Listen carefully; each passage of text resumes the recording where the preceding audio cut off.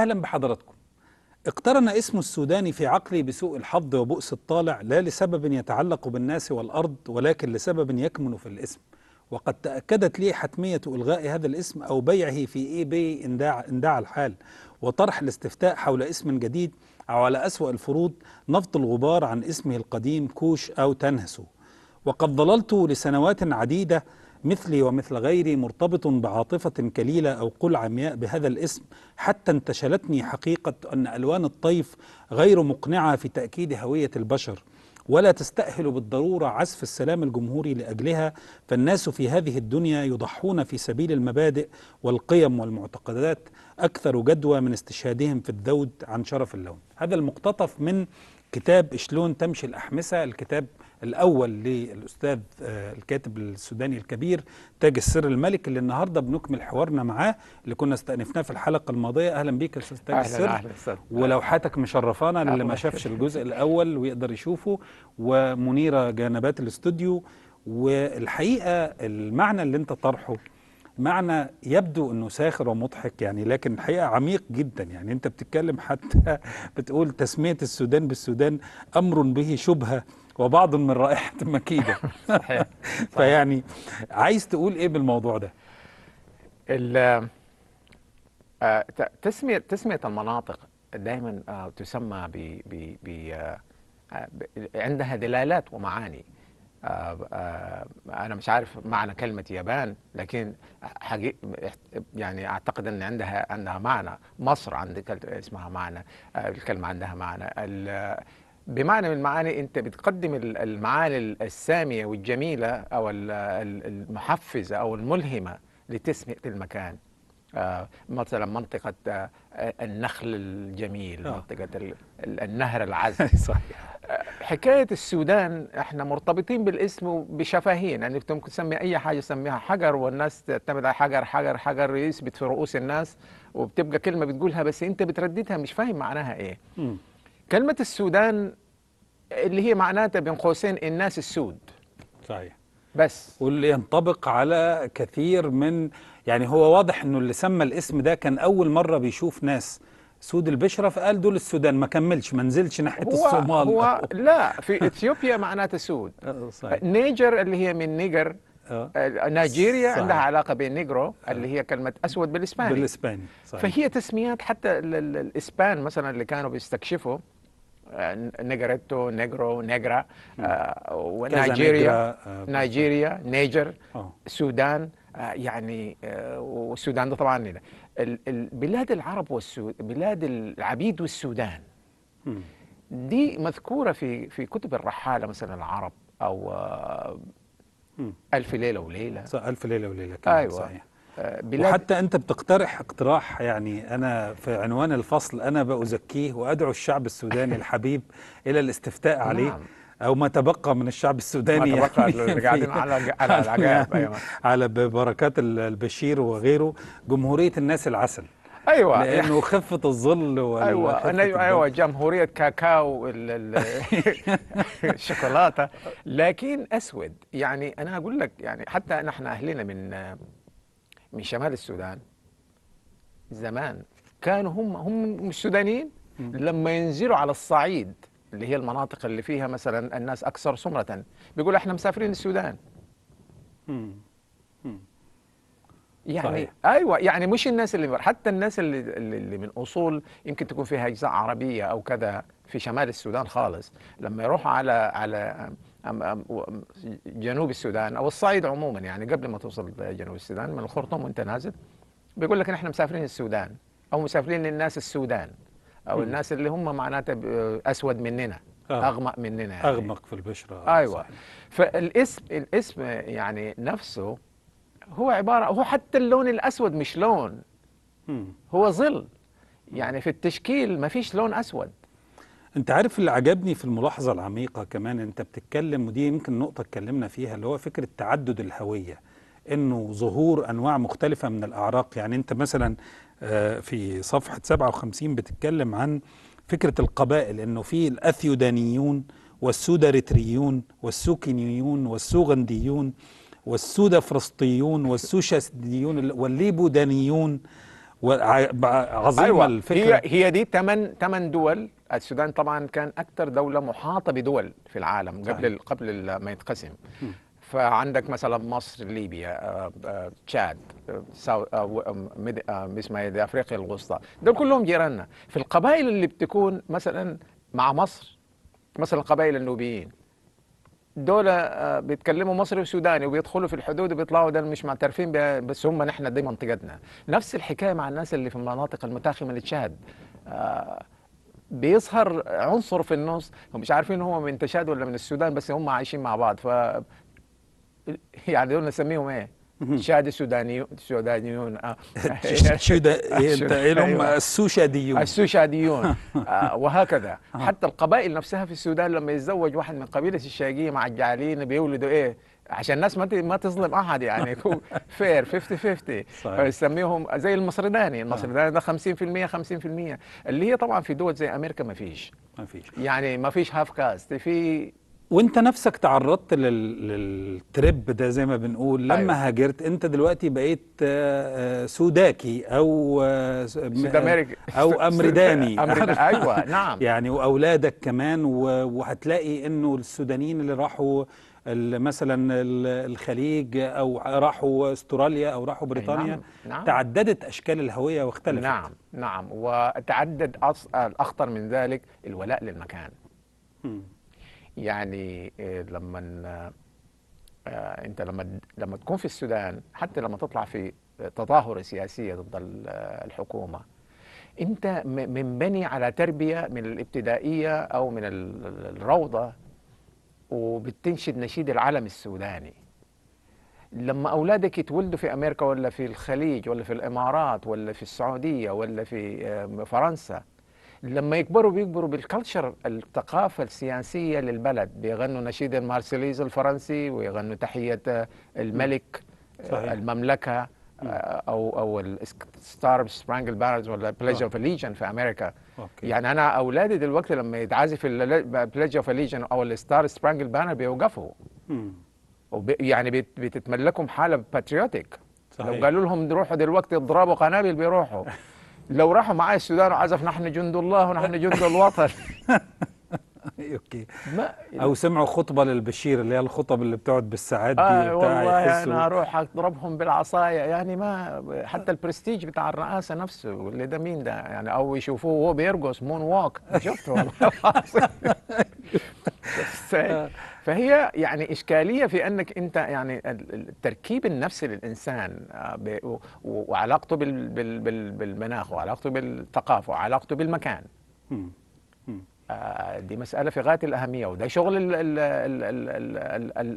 هو الحكومات أصلا. نجاح الحكومات الغربية في أنها هي مجلس إدارة لورشة أو شركة كبيرة فيها اقتصاد، فيها صناعة، فيها فلوس ناس، وفيها أرواح ناس، وفيها أمن بتاع شرطة، وفيها كذا. ما فيش يعني أنت ولا حتى بيسمحوا لهم يعملوا محطة راديو أو تلفزيون أو جريدة. ممنوع. الحكومة ما عندهاش وزارة إعلام. ما فيش. هتعلم عن ايه؟ انت موظف عندنا 8 سنوات لو نجحت في انتخابات مرتين، 4 اذا نجحت المره الاولى.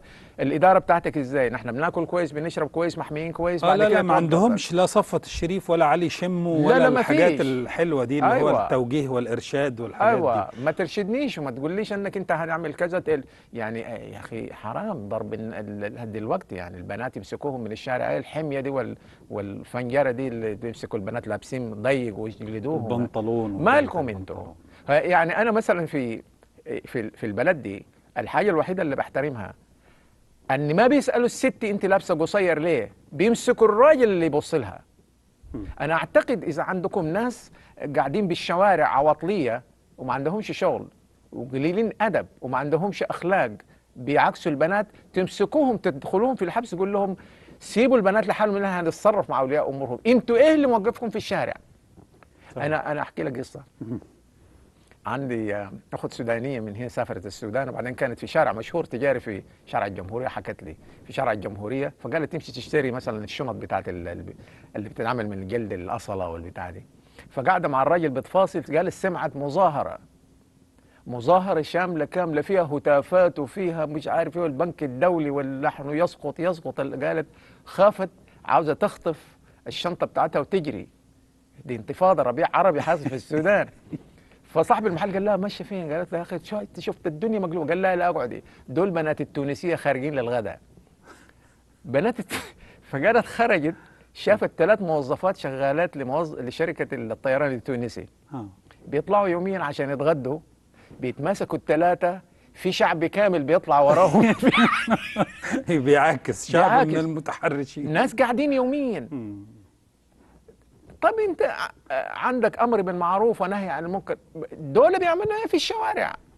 لا وبعدين انت يعني مصدر الكلام. انتوا مثلا من ضمن الحاجات، وارجو ان اصدقاء السودانيين يعني ما يزعلوش، انا محب للسودان، في شيخ بيضحكني جدا، بشوف الفيديوهات بتاعته اللي هو دفع الله حسب الرسول، اللي هو كدليل، وبتشوف ساعات فيديوهات شبه الحاجات اللي عندنا برضو والفكر السلفي وكذا، وان هو تحاشي النظر الى المرأة، وانه بيكلم مذيعة بيبص كده. ايوه يعني انت ايمانك ضعيف الى هذا الحد يعني. طب لكن مصر متفوقة علينا في الحكاية دي بشكل. انا طبعا الفضائيات يا سلام.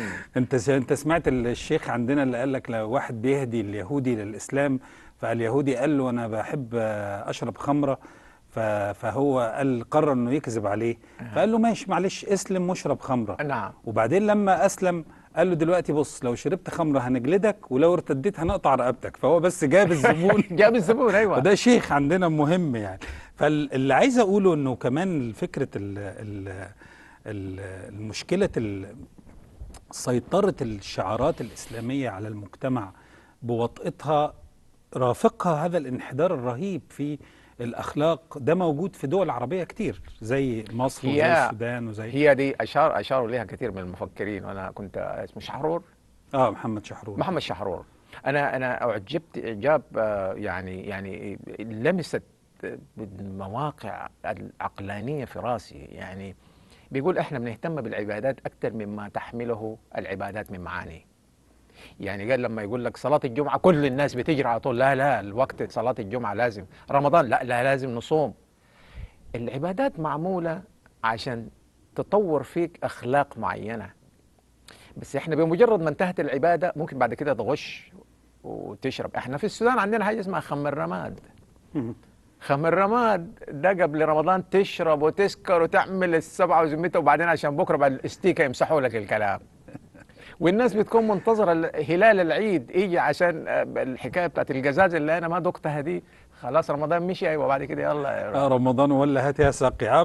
عندنا نفس الطقس، ما أنا بقول لك وحدة وادي النيل. أيوة يعني فإذا أنتوا يعني أنا بقول لهم يعني مثلا في المسلمين عموما عندهم، وكتبت مقالات إن شاء الله ما يزعلوا مني. يزعل في مثلا في أمريكا. طب لا معلش، بعد الفاصل لأنه الوقت أدهمنا، لأن مهتم أسمع منك النقطة دي بالتحديد. فاصل قصير ونكمل كلامنا مع الأستاذ تاج السر الملك.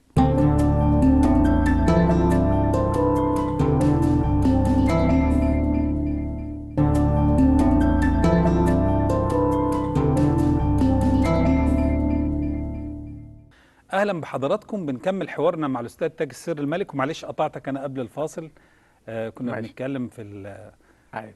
أنا عندي يعني جزء من الحياة اللي بتتكتب أو بتترسم كلها مراقبة.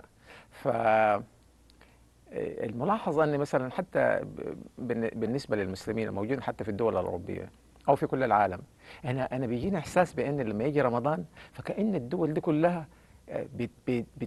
بتتفشخر كده يا جماعه، كاني واقف. يعني انا اتصور ان كل الناس اللي بيصوموا واقفين في حته، والناس الاوروبيين وغيرهم ولا اللي بيصوموا في حته، وبيقول احنا يا جماعه هنصوم، احنا صايمين، احنا من بكره مش هنصوم، نحن لا انا نحن هنصوم. يعني الحكايه بتبقى نفخ بصوره. بعدين يعجبني مثلا الامريكان او الاوروبيين، هم عارفين الصيام ده ايه، بس عشان يشبعوا الايجو بتاعك ده يقول لك بتشربوا حليب وصودا بقى ومسموح لكم تشربوا عصير هم عارفين ان لا بيدوا لك الفرصه تقول نو نو نو، nothing. ايوه ايوه هي دي طفوليه على فكره، نعم. زي طفوليتنا واحنا صغار لما أيوة. كنا نقول انت صايم طب وريني لسانك. ايوه هو ده جزء، وده بيتكلم عنه حتى ابن خلدون، اللي هو تدرج الامم من الطفوله نعم الى الكهوله. نعم. احنا لسه في الطور ايوه الطفولي يعني انا للاسف. انا عندي واحد صاحبي، يعني معلش دي اضيفها اه صغيره.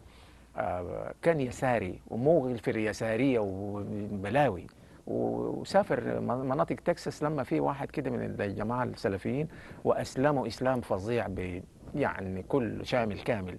فكل ما يتصل بي بالتليفون، آه والله يا تاج، صلينا الصبح وقرينا معاه مش عارف ايه وايه، وبعد شويه انا ان شاء الله همشي على الجامعه اصلي الظهر. طيب وان شاء الله انت كويس واولادك كويسين، والعصر لما يجي برضه بين فاتضايقت منه. قلت له يا فلان، قلت له يا اخي انا مش ممكن كل مره اتصل بيك انت تاكد لي انك انت متعبد وزاهد وكذا وكذا، الحكايه دي مش بينك وبين ربنا. مم. قال لي ايوه بس. قلت له طيب يا اخي انت والكلام بتاعك كله كان الطفل الصغير لما يجيبوا له لعبه، مم. انا جابوا لي مسدس اهو، طول الوقت انا بيتكلم جابوا لي عنها صحيح. مسدس اهو. ايوه وانت لامس الموضوع ده في فصل لو كان لي الامر، وكان في وقت كنت قريته كله، اللي هو الولايات المتحده، الولايات الامريكيه ايه الامبراطوريه الاسلاميه الامريكيه. نعم. فصل في منتهى العبقريه، والحقيقه انت عندك افكار رائعه. وساعات انا بحس طبعا هنتكلم عن النقطه الفنيه بشكل اوضح، بس انت كمان من المصطلحات اللي انت طرحتها واللي انا بحبها جدا وعايز اسالك عنها، مصطلح بني كجه. نعم. مين بني كجه دول؟ البني كجة، احنا عندنا في السودان كلمة الكج. الكج هو سوء الطالع، النحس، سعيد بن أبي النحس المتشائم. ايوه بتاع ايميل حبيب. نعم. وحتى يعني مثلا لو الناس بتلعب كورة وبعدين الفريق بتاعهم اتهزم، يقول لك والله لأن فلان ده كان قاعد هو الكج. الكج. أو اصطبحنا مش عارف بإيه وهكذا. احنا ناس يعني غير محظوظين يعني، والحمد لله على كل حال. يعني احسن ري موجود في العالم، واخصب تربه موجوده في العالم، ونهر النيل بيمشي بطول اطول. يعني مصر بيجي فيها حتى صغير، احنا بيجري كده بمئات الاميال. ده غير المطر. ده غير المطر، وغير التربه المتساويه للري الانسيابي، مش عايزه اي شغل من اي تراكتر ولا اي تكسير لتضاريس، جاهزه تنمية. حتى مشروع الجزيره اللي عملوه الانجليز وحاجه كانت مفخره، ومشروع افريقيا الاول، دلوقتي باعوه الجماعه دول جمالونات وحديد وكسروه، ما فيش يعني، نشف كله. كان اقتصاد السودان يعني كان ده البترول بتاعنا، مشروع الجزيره. صحيح. ايه اللي بيحصل اللي بيخلي اني احنا ما نبقى دوله زراعيه ونكون شايلين ماكينات بتاعت بحث عن الذهب في مناطق البجراويه والبركه، لكل واحد يعني طاقات بتاعت ناس قاعدين يقول لك والله العطاله ما عندناش شغل. انا زمان قابلت واحد اوروبي من السواح اللي بيجوا بالشنط دول، وجاء في منطقه الفاو، مسافه شاسعه لما وصل الخرطوم، فكان بيتونس معانا. قال لي يا اخي انا منطقه الفاو دي ادوني غنمايه وخروف ونعجه ودجاجه وديك وتراكتر، وادوني قطعه ارض ولف بعد سنه تعال. اوروبي من النمسا ولا من فين؟ قال لي حاجه تكسف المناطق دي كلها اللي قاعده.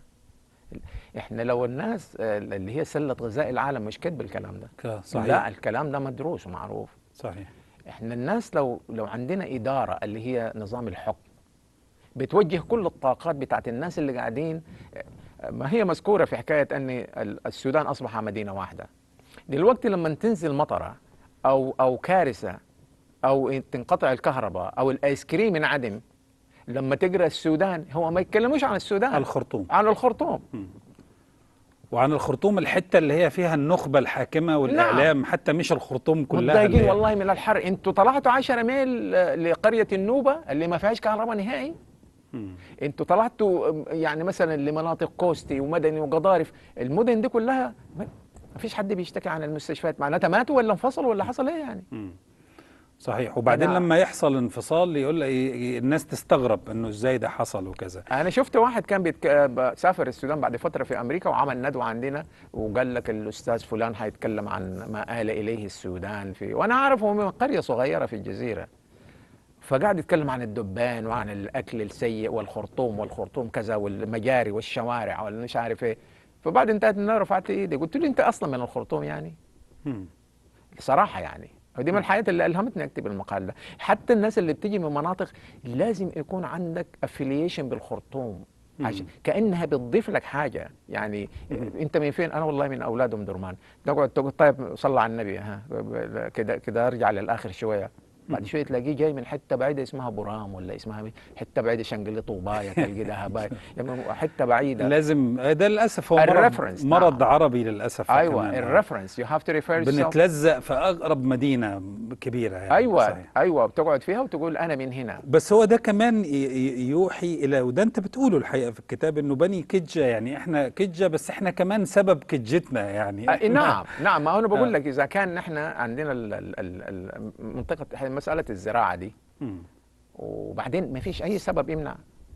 اللي بيمنع ان يكون عندك اداره حكومه، بدل ما تعمل المؤتمر الوطني لشباب المزارع مش عارف لإنقاذ منطقة فلان الفلاني التي حاصرتها السيول، شباب قاعدين وهي لله وشيء لله يا أخي. حتى حسبوا ده يا أخي، حسبوا انتوا بدل ما تتكلموا في النصارى واحنا نعمل لهم مش عارف النصارى ده ايه. النصارى دول بنوا مشروع الجزيرة اللي احنا اهلينا ربونا منه، انتوا دمرتوه. صحيح. النصارى مين في زي ما قال الرئيس قالت له كفار انتوا. هو مشكلة السودان يا عيني ان هو في حالة انقاذ مستمر يعني. يعني المفروض انا افهم انه عندك الجبهة الانقاذ، فانت تنقذ في سنة، في سنتين، في 3 سنين، انما انقاذ دائم كده يعني دليل ان الكارثة مستمرة. والله انا بحس بآلام شيوخ قطر وشيوخ الكذا. ليه؟ اول ما يشوفوا في الهيدلاين سيول في السودان، صحيح، يتحسسوا تبرعات على طول. صحيح. لا بقوا يهموا يشيلوا هم يعني. صحيح. يا رب السنه دي ما تنزلش. لا، هو الهم مشترك الحقيقه في النقطه دي في مصر والسودان طبعا. او على حد تعبير طبعا. هي نخوه فلوس الرز نعم. يعني. صحيح. اعتماد على فكره المعونات والتبرعات اكتر من توظيف طاقات البلد لصناعة الإنسان. ودي نقطة كمان بتفكرني بتفصيلة. أنت عمر هجرتك من عمر الانقلاب العسكري أو نعم. بين قوسين الإنقاذ الدائم يعني. نعم. ويمكن أنت ما كنتش مش في البلد عشان تشوف اللي بيحصل. لا ما كنتش. لكن طول الوقت حواليك، وباين في الكتاب أنك بتشوف الإفرازات اللي حاصلة وما صح. يعني الضحايا القادمين من هناك يعني. هي الأحمسة منتج يعني سبب ولادته الظرف التاريخي اللي اصلا انا ما كنتش جاي امريكا عشان استقير اصلا يعني، ولا كان في احلامي، ولا عندي حق تذكره اروح امريكا، ولا عندي حتى جواز امشي امريكا يعني. انا كنت شغال صحفي في جريده السوداني ومرتاح وقاعد، والمركز الثقافي الامريكي انتخبني بسبب المقالات اللي بكتبها عن الموسيقى الجاز. وكاله الاعلام الامريكيه قالوا انه يجي زياره للتدريب في برنامج اسمه working journalist. ولما خلصت البروجرام وخدت الشهاده بتاعتي حصل الانقلاب. يعني الهجره قسريه. وبعد ما عرفت اني هو تابع للجهه المعينه اللي انا كنت اعلم واكاد اقسم، حتى كلمت الناس ان حتمشوا في 60 ناحيه مع الجماعه دول، واثبتت الايام. حتى الناس اللي كانوا متفائلين انه لا استغفر الله الجماعه دول. الكتاب ده ولد من رحم المعاناة دي كلها. كتاب شلون تمشي الأحمسة. الأحمسة بالسوداني السلاحف، اللي هي كلمة خليجية. منطقة الخليج الأحمسة اللي هي وكان عندهم رقصة شلون تمشي الأحمسة زي كذي. وهي للاستلاف اللي أنا بمارسه في كل حياتي. أي لهجة عربية أنا بستلفها بارتياح، ما عندي مشكلة. صحيح. شامي مصري مغربي بينفع معايا بشتغل بيه. صحيح. غير براعتك المدهشة في صك إدخال الإنجليزية إلى العربية. يعني عندك مصطلح الروميتاب. أيوة بالضبط. أيوة. ومصطلح برضو الاسايلم، الاسايلاب اللي هم طالبي اللجوء، الاسايلم نعم، واللوتراب اللي هم جايين عن طريق اللوتري، عن طريق اللوتري. وبرضو من الفصول الرائعة اللي كنت اتمنى ان انا اقراها للناس، ودي بيعجبني توظيفك الصوتي، فصل بعنوان طرائق الحصول على الدالة. الدالة ده اللي هو الدولار بيتنطق ازاي؟ 1 دولار. 1 دولار ايوه ايوه ايوه. الدالة طبعا دي اللهجة النيويوركية بالتحديد. صحيح صحيح. فعندك فكرة الامتصاص وبرضو عشان قبل ما انسى الحتة دي، لان الحوار معاك ذو شجون يعني. بتتكلم في احدى فصول الكتاب عجبتني جدا عن ثقافة الحنية وثقافة الحنية المضادة. نعم. اللي هو فكرة ازاي الأوضاع دي أجبرت السودانيين على إن هم يخرجوا بره بلدهم للأسف يعني. نعم. هو في معامل ما أثر فينا احنا لوحدنا، حتى أثر على الشعب المصري. أنا بقول الشعب المصري ممكن يكون شواء، ممكن لكن لأن يمكن طرق حياتنا، بناكل الفول وحياتنا في المستويات الدنيا يمكن متشابهة إلى درجة، أيوة صحيح. إلى درجة كبيرة جدا. اللي هو ظهور النفط.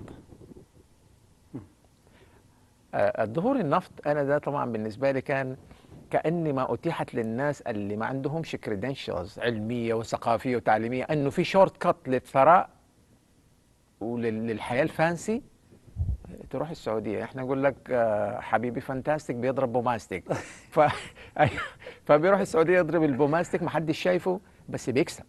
بيجي طبعا في المنطقة، يعني أنا واحد من أهلي بيقول لي أنا خلصت الشهادة الثانوية وفي الإجازة رحت لأخويا، فعندي قريب قال لي لا إيه اللي رجعك؟ قلت له أنا رحت إجازة لأخويا وأنا منتظر الشهادة النتائج عشان أروح الجامعة. قال لي جامعة إيه؟ تغيرت المفاهيم. قلت له جامعة إيه إزاي؟ أنا عاوز.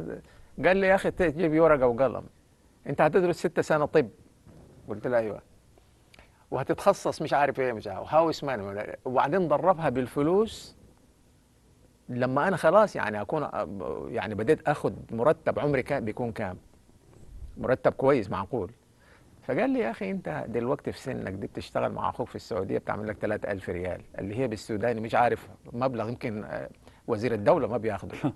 في خلال ال10 سنة وعلى بال ما تبقى دكتور وعندك تقدر تأجر بتاع، أضرب 3000 ريال في الشهر في 10 سنوات. حسبها لك حسبة تغني عن العلم. أيوة. وتغني عن أيوة. هتبني عمارة وأنت في سن مبكر جدا، وهيكون عندك كريسيدة في الزمن ذاك، وهيكون عندك أو عيال، وفي أمان الله ما لك وما للبلد. في النفط لما ظهر تغيير اجتماعي، حصل التغيير الاجتماعي، حصل سقوط لمفاهيم ودخول لمفاهيم جديدة وإلى آخره. ده نحن مش اللوم الأساسي، لكن لو أصلا إحنا مثلا في دولنا زراعة صحيح وحكومات رشيدة ومحترمة نعم. ونظيفة نعم. وبتتكلم في هموم الناس بجد، وهي دي اللي بتعمل لك الولاء للبلد للمكان. صحيح. أنك أنت آمن طعاما وشرابا وسكن، ما بتروحش أي حتة. لأن البهدلة اللي بتحصل للناس صحيح. كمان عندها قصص بلاوي صحيح. يعني وعلى رأي يعني الشوام في النقطة دي لا تشكيلي لا بكيلك يعني، لا تشكيلي صحيح. في الحتة دي. فأنا هختم الحوار بهذه النقطة. نعم. وهنكمل حوارنا في الحلقة القادمة عن تفاصيل أكثر وعن علاقتك بالمزيكا وبالفن التشكيلي نعم. وبالقصة القصيرة، عشان نقدر يعني في هذه الأجزاء نحيط بالعالم الثري بتاعك. فإذا لينا ان احنا ناخد من وقتك في الحلقة الجاية ان شاء الله. ان شاء الله. ولسه عندنا فقرات نكملها في هذه الحلقة بعد فاصل قصير.